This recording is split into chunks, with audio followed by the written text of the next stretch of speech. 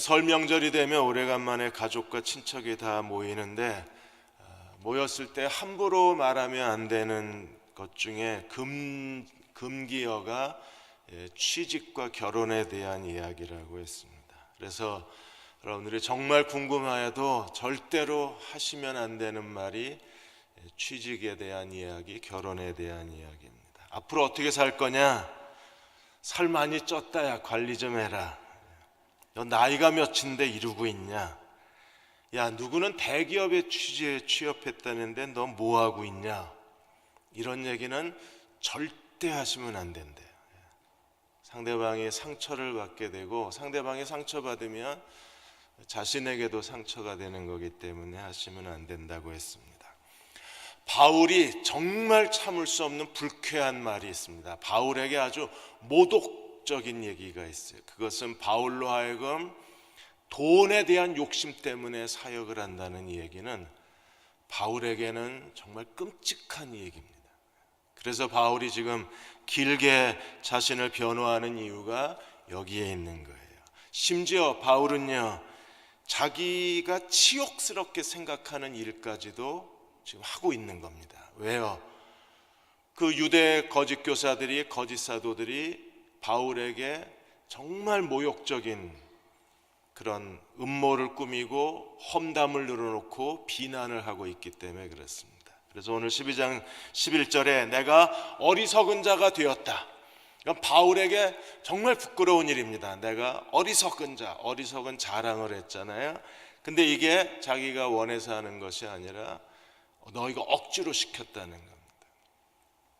바울은 어떤 사람인가요? 11절에 나는 아무것도 아니다. 나는 아무것도 아닌 이름 없는 사람이다. 무가치한 사람이다. 그러나 지극히 크다고 말하는 사도들보다는 조금도 부족함이 없다. 말이 앞뒤가 안 맞죠. 나는 아무것도 아니다. 그런데 지극히 큰 사도들보다 부족하지는 않다. 무슨 의미인지 아시죠? 약할 때 꼭 강함이라 하나님 나라의 능력의 원리는 바울은 깨달았기 때문입니다. 그래서 오늘 12장 11절에서 21절까지 바울이 네 가지의 이야기를 하는데, 그 첫째로 나는 조금도 부족하지 않다. 그는 사도의 신분증, 사도의 표식을 가진 사람이었어요. 그래서 12절에 사도의 표된 것은 내가 너희 가운데 모든 참음과 표적과 기사와 능력을 행한 것이라. 인격적인 것, 모든 참음, 그 다음에 사역적인 것, 모든 표적과 기사와 능력을 행한 것. 두 가지 측면에서 바울은 자기는 사도의 거룩한 신분증을 가졌다고 말하고 있습니다. 바울은요, 새 언약의 일꾼에 합당한 사람입니다. 하나님께서 우리가 고린도후서 3장에 새 언약의 일꾼에 대해서 이야기를 하고 너희는 그리스도의 편지라고 얘기를 했는데, 바울이야말로 복음이 원하는 새 언약의 일꾼에 합당한 사람입니다. 그는 자기를 드러내는 것이 아니라 하나님의 영광을 드러내는 사람이었어요. 그는 질그릇의 보배입니다. 그래서 질그릇 나는 아무것도 아니다. 보배 나는 지극히 큰 사도들보다 조금도 부족함이 없다. 그래서 하나님 나라의 능력의 원리를 바울은 깨닫고 있었습니다. 바울은 사도행전에서 그는 루스드라에서 안진뱅이를 일으켰습니다. 사도행전 14장에서, 그리고 사도행전 16장에서는 빌립보에서 점치는 여종을 귀신을 내어 쫓는 일을 통해서 하나님의 능력을 행했던 사람이었어요. 그리고 로마서 15장 17절 19절에서도 이 사도의 거룩한 표식을 갖고 있었는데, 바울은 여기서도 표적과 기사와 능력에 대해서 똑같은 고백을 합니다.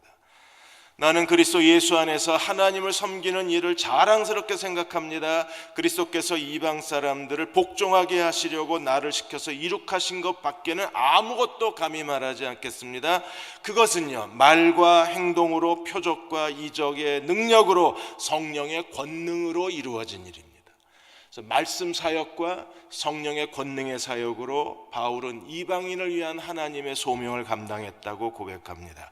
그래서 나는 예루살렘으로 시작하여 일리루곤까지 이르기까지 두루다니면서 그리스도의 복음을 남김없이 전파했습니다.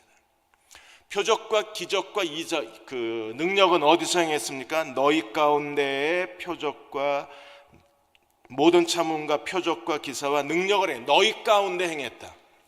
수동태로 되어 있습니다. 그것을 행하시는 분은 내가 아니요 하나님이시다.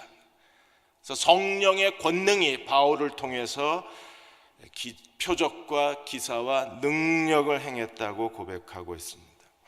표적의 목적은 무엇입니까? 능력의 목적은 뭐예요? 바울이 얼마나 신령한 사람인가를 보여주는 게 아니라 이 사도적 권위, 사도적 권능의 목적은 어디 있습니까? 복음을 전파하고 교회를 설립하는 데 있는 거예요.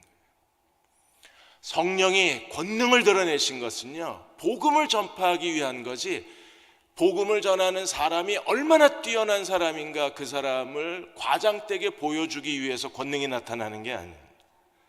교회를 세우기 위해서 성령의 권능을 행하는 거지, 고린도 교회 거짓 사도들처럼 자기의 능력을 과시하려고 권능이 나타나는 게 아닌 거예요. 무엇보다도 바울이 먼저 얘기한 것은 표적과 능력보다 먼저 얘기한 게 무엇입니까? 모든 참음이요. 바울은 인내로 행했던 사람이었습니다. 우리가 11장에서 바울이 23절에 33절까지 그가 어떤 복음을 전하는데 어떤 고난을 당했는가를 이미 우리가 보았습니다. 그 고난 가운데에서 바울은요, 끝까지 인내했어요.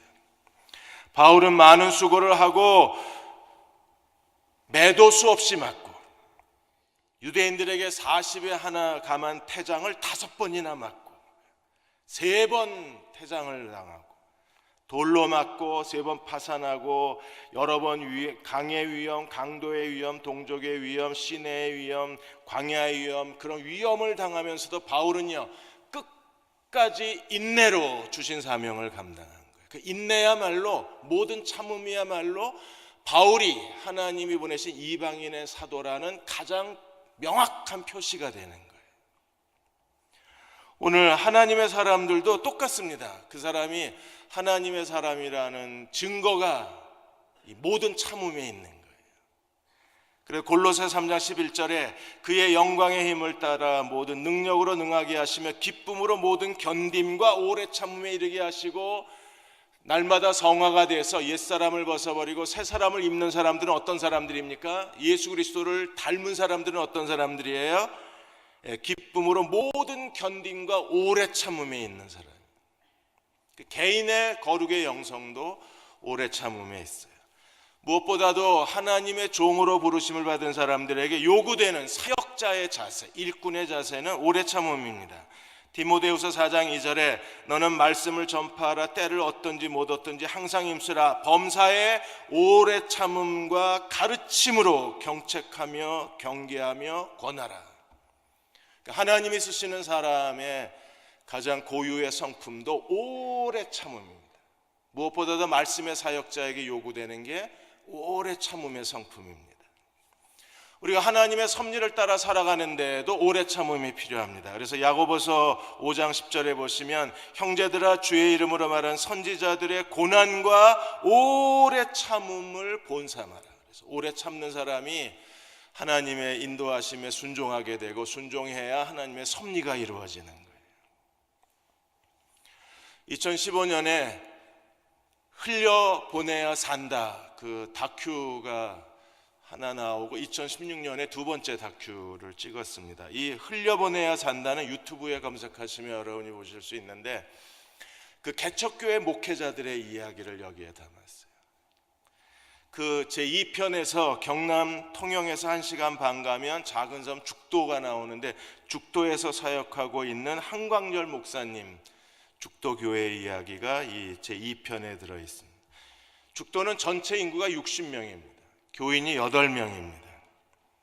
한광열 목사님이 여기서 목사님 부부가 16년째 사역을 하고 있습니다. 사렙이 없습니다. 딸이 하나 있는데, 한 축복이 딸이 있는데, 딸이 태어나서 갑자기 간질이 시작이 됐는데 지금 30살이에요. 그러니까 30년 동안 아이가 하루에 평균 20번 발작을 합니다. 그러니까 이 목사님 부부는 한 번도 편하게 30년 동안 발 뻗고 편하게 자보질 못한 거예요. 계속 서로 교대로 아이를 돌보아 주어야 하기 때문입니다. 이 악성 간질로 인해서 이가 다 녹아버렸습니다. 그래서 부모가 밥을 떠먹여 줘야 합니다. 인천의 방죽교회 박보영 목사님이 개척교회를 돕는데 특별하게 쓰임을 받는 분이신데, 그분이 그날 이제 죽도교회를 방문했는데 그때 한강열 목사가 딸에게 밥을 먹이는데 아이가 밥을 먹다 간질을 하니까 입안에 있는 걸 다 방바닥에 쏟아버린 거예요. 그때 목사님이 그걸 손으로 다 주워서 목사님이 먹는 거예요. 먹는 것도 귀한 데다가 먹는 걸 버릴 수가 없잖아요. 그러니까 딸이 토해 놓은 걸 아버지 목사가 다 먹는 거예요. 그걸 박보영 목사가 보고 거기서 자기가 이 교회를 어떻게든 도와야 되겠다는 생각을 했다고 했습니다. 교인이 8명인데 다 나이 드신 분들입니다. 그리고 교회 앞에서 매년 용왕에게 구슬합니다. 그래서 어느 날 그 미국의 샌프란시스코에 있는 한 집사님이 은퇴하고 나서 모든 걸 다 포기하고 한국에 와서 박보영 목사님이 이 죽도교회를 소개해 주죠. 그래서 그분이 박문규 집사님이신데, 그분이 선교사가 되어서 죽도에 와서 축복기를, 그 목사님 네 분을 도와서 축복기를 돌보아 주고, 그 다음에 그 아들이 완전히 정체성을 잃어버렸는데 그 목사님 아들의 멘토 역할을 1년 반 정도 합니다. 그래서 이제 가정이 어느 정도 안정이 되는 거예요. 근데 이 한광열 목사님이 자기도 16년 동안 섬교회에서 교인 8명 놓고 사례비도 못 받으면서 사역을 하면서 자기도 이제 흘려보내는 거예요. 가진 게 뭐가 있겠어요. 그런데 한산도에 누가 땅을 기증해 놓은 게 있는 거예요. 그랬더니 한광열 목사님이 그 한산도에다가, 거기는 이제 다리가 놓였잖아요. 거기다가 집을 하나 지어서 선목회 하다가 은퇴하신 목사님들을 그 집에 모시겠다고. 지금도 인내로 목회하는 분들이 많이 계십니다. 표적과 능력과 기사보다 더 중요한 사도의 권위는 오래 참음에 있는 거예요. 바울이 자기를 변호합니다. 그래서 11절에 어리석은 자가 되기까지 바울은 정말 치욕스러운 일을 하는 거예요. 왜? 고린도 교회를 설득하기 위해서. 그리고 13절에 바울은요, 자기가 고린도 교회에 폐를 끼치지 않은 거에 대해서 정말 용서해 달라고 진심으로 용서를 구합니다. 왜냐하면 바울이 고린도 교회 후원을 받지 않은 것 때문에 온갖 오해가 일어나고 사람들의 비난이 오고 그것 때문에 험담이 일어나고, 그리고 그 거절당한 거에 대한 의심과 거절당했다는 거에 대한 모욕감을 고린도 교회가 갖고 있으니까 그거에 대해서 정중하게 자기를 용서해 달라고 말합니다. 그리고 19절에 바울은 아주 솔직하게 이렇게 얘기합니다. 너희는 이때까지 우리가 자기 변명을 하는 줄 생각하느냐? 우리가 지금 변명하고 있는 게 아니라는 거예요. 우리는 그리스도 안에서 하나님 앞에서 말한다.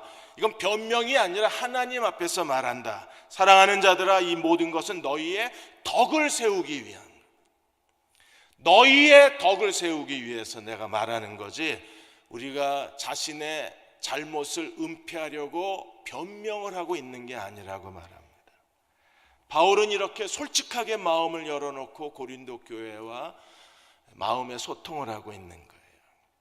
세 번째, 오늘 15절에서 바울이 세 번째 방문에 대해서 설명을 하고 있습니다. 바울이 이제 세 번째 방문을 하면서 고린도 교회에 바울이 원하는 건 뭐냐? 내가 원하는 게 뭐냐?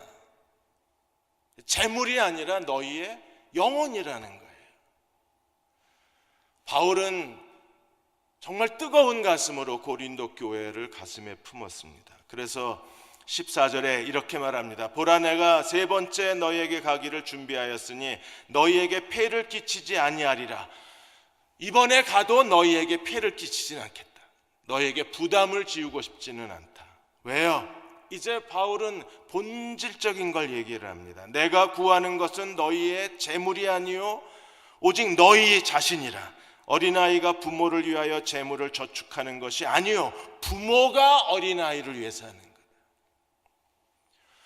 부모가 어린 자녀를 위해서 재물을 저축하는 거지, 어린 자녀가 부모를 위해서 재물을 저축하는 게 아니라는 거예요.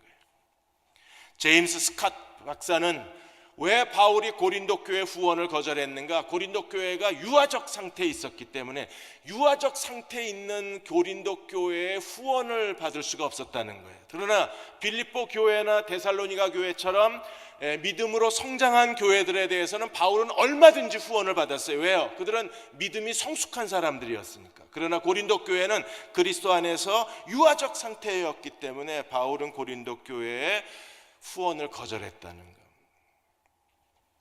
바울이 원하는 건 고린도 교회 그들 자신이었어요.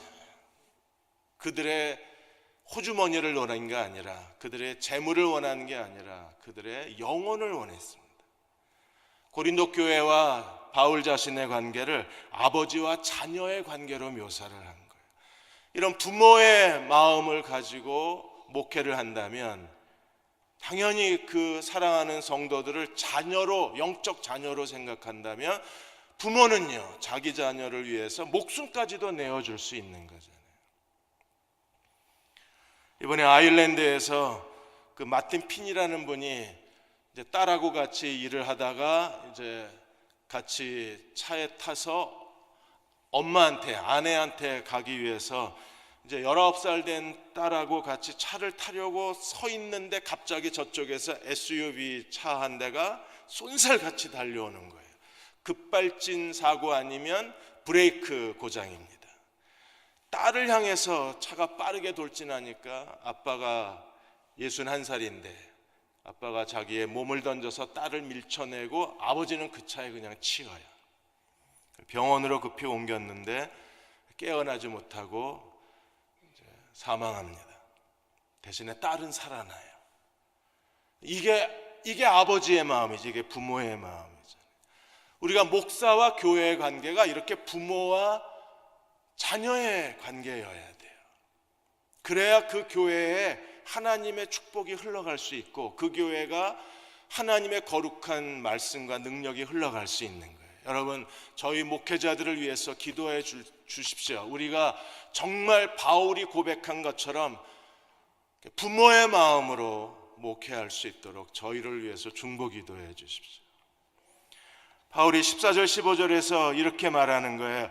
그래서 15절에 내가 너희 영혼을 위하여 크게 기뻐함으로 재물을 사용하고 또 내 자신까지도 내어주리니 너희를 사랑할수록 나는 덜 사랑을 받겠느냐. 그러니까 바울은 약할 때 강함이라는 하나님 나라 원리를 깨달았고 너희를 사랑해야 나도 하나님이 사랑을 받는다는 하나님의 사랑의 원리도 깨달은 사람이에요. 그러니까 마음을 열고 아버지의 마음을 가지고 교인들을 품는 겁니다. 고린도 교회처럼 바울을 오해하고 비난하고 바울에 대한 적대감을 갖는 고린도 교회를 향해서도 바울은 내가 너희 영혼을 위하여 나의 재물을 허비하고 나 자신을 허비해도 나는 기쁘다는 거예요. 이런 목사를 만나는 게 교회의 가장 큰 축복입니다.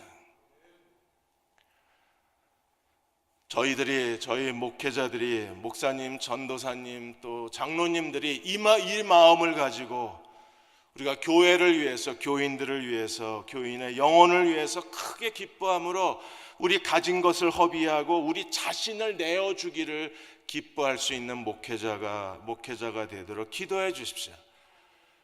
그래야 우리가 여러분을 사랑하고 하나님이 목회자를 더 사랑하게 되면 그 교회는요, 사랑 가득한 교회가 될 것이고 그 교회는 하나님의 능력이 함께하는 교회가 될 수 있잖아요. 바울은 돈 문제에 있어서 정말 고린도 교회에 이 오해를 풀려고 노력을 하는 거예요. 그래서 고린도 교회에 대해서 벌써 고린도후서 7장 2절에 바울은 이렇게 얘기한 적이 있습니다. 마음으로, 세번역에 보시면 마음으로 우리를 영접하라. 우리는 아무에게도 불의를 행하지 아니하고 아무에게도 불의를 행하지 아니하고 아무에게도 해롭게 하지 아니하고 아무에게도 속여 빼앗은 적이 없다. 아무에게도. 그리고 오늘 16절 18절에 다시 이렇게 말합니다. 세번역에 보시면 나는 여러분에게 짐이 된 일이 없습니다. 그런데 어떤 사람들은 내가 간교한 속임수로 여러분을 사로잡았다고 말합니다. 월급은 안 받았지만 간교한 속임수로 고린도 교회에 돈을 훔치고 있다는 거예요. 간교한 속임수로 여러분을 사로잡았다고 말합니다. 내가 여러분에게 보낸 사람들 가운데 어느 누구를 시켜서 여러분을 착취한 일이 있습니까? 내가 디도를 여러분에게 가라고 권하였고 그와 함께 형제 하나를 보냈는데 디도가 여러분을 착취한 일이 있습니까? 그 우리가 같은 정신으로 살고 같은 방식으로 행하지 않았습니까? 내가 보낸 사람은 디도하고 또 한 사람밖에 없는데 디도는요, 바울과 같은 정신, 같은 태도로 사역한 사람입니다. 그러니까 디도도 정직한 사람인 거예요. 그러니까 우리는 누구에게도 착취한 적이 없다. 바울은 돈 문제에 있어서만큼은 고린도 교회의 일절 깨끗함을 보여줍니다.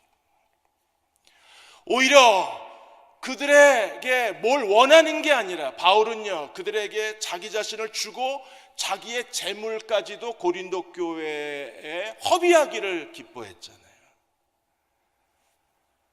그래서 하나님이 바울을 통해서 고린도 교회를 회복하시고 이런 목회자가 결국 성령께 쓰임받을 수밖에 없는 거예요. 저희도 정말 그렇게 목회하고 싶습니다. 하나님이 우리에게 주신 이 자리에서 여러분을 위해서 우리 자신과 가진 걸 전부 여러분께 바치면서, 예수님도 섬김을 받으려 하지 아니하고 섬기러 오셨다는 게 이런 뜻이에요. 주고 다 허비하기를 기뻐하신 겁니다. 그 하나님의 사랑이 있는 곳에 하나님의 능력도 같이 하는 거예요. 흘려보내야 산다 그 다큐에 경기도 이천의 장어원에 있는 베데스다 교회 이야기도 나와요. 그 박기남 목사님이 26년 전에 교통사고를 당하고 대소변을 받아냅니다. 사모님이.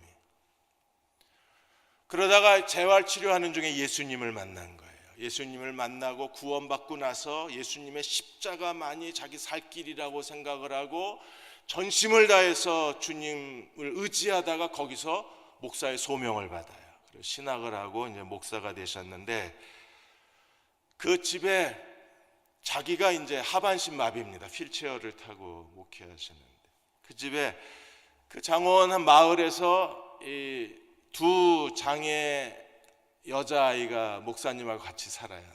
한 아이가 그 정미라는 아이가 있는데, 이 아이는 부모가 장애라는 걸 알고 너무 애를 데리고 살기 힘드니까 어느 날 아이를 집에 남겨두고 부모가 몰래 이사를 가버렸어요.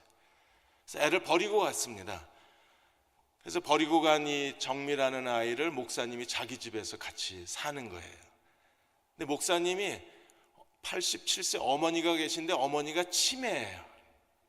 치매 어머니에다가 이 중증장애 정미가 같이 살고, 그 다음에 그 마을에 있던 청각장애, 그 언어장애를 갖고 있는 수정이라는 애가 있는데, 이 아이도 지금 이제 목사님 집에서 같이 사는 거예요. 그래서 이 아이, 장애 아이들이 마치 딸처럼 정말 목사님을 잘하고 그 치매 할머니, 목사님 어머니도 잘 섬겨드리고, 그리고 교회 일을 이 아이들이 참 잘합니다. 그렇게 해서 이제 장애인들을 위한 목회를 하고 있는데, 여기에 그 죽도에 있던 박문규 집사님, 선교사님이 다시 이 장호원까지 와요. 장호원에 와서 거기서 이제 이 장애 아이들을 돌보아주면서 목사님 사역을 도와주는 겁니다. 근데 와서 보니까 뭐 장애인이 뭐 헌금을 할 수 있어요? 그 베데스다 교회가 빚이 5천 몇백만 원 빚이 있는 거예요. 그래서 박문규 선교사가 이제 인천의 방죽교회에 있는 그 박 목사님한테, 제가 수요일 날에는 정 목사님 두 분을 소개해드렸는데 오늘은 박씨 가문을 소개해드리는 겁니다. 그래서 인천 그 방죽교회 박모영 보영 목사님에게 여기 빚이 많다 그러니까 목사님이 교회 헌금에다가 그거 가지고 5천만 원을 어떻게 갚아요? 그러니까 자기가 이 박 목사님이 테너 색스폰을 정말 잘 부시는데 악기를 팔아버렸어요. 아끼던 악기를 팔아버린 거예요. 그래서 악기 판돈하고 교회 후원금하고 가지고 와서 죽도에 와서, 여기 장호원 베데스다 교회에 와서 그날 주일 예배 드리고 설교하고 그 헌금을 주고 간 겁니다. 그래서 박문규 선교사가 나중에 이제 박보영 목사님한테 전화한 거야. 오늘 이 주일날 헌금이 5천만 원이 넘은 겁니다. 그래서 빚을 다 갚았다고. 그럼 정말 이렇게 어렵게 사역하는 분들이 있어요. 그런데 그 목회에 뭐가 있어요? 사랑이 있어요. 사랑. 장애인들을 향한 사랑.